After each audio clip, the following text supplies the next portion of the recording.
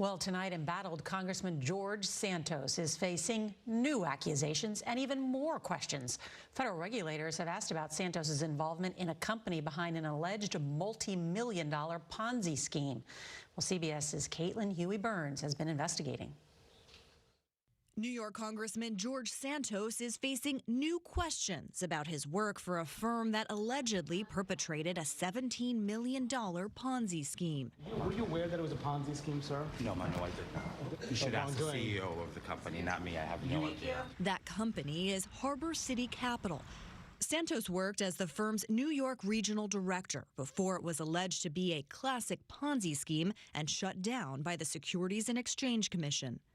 Currently at Harbor City Capital, I manage a $1.5 billion fund.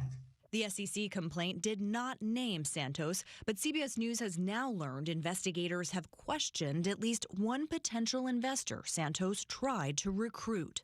I was so outraged. I was so upset. Attorney Tiffany Bogosian told us she went to middle school with Santos, where he went by George DeVolder, and reconnected with him by chance 3 years ago. Guess who I ran into at Starbucks? She later told him she'd settled a big case for a client, $2 million.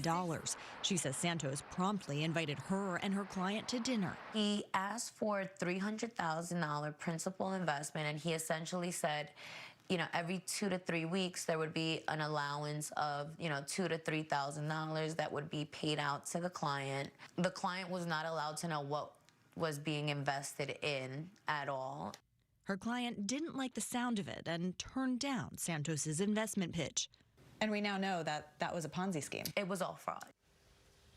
Santos is also facing criminal investigations into his campaign finances, a pet charity he ran, and a probe in Brazil over his use of stolen checks. And Norah, today, a group of House Democrats have filed a resolution to try to expel him from Congress, though that's unlikely to pass. Huey-Burns with that new information. Thank you.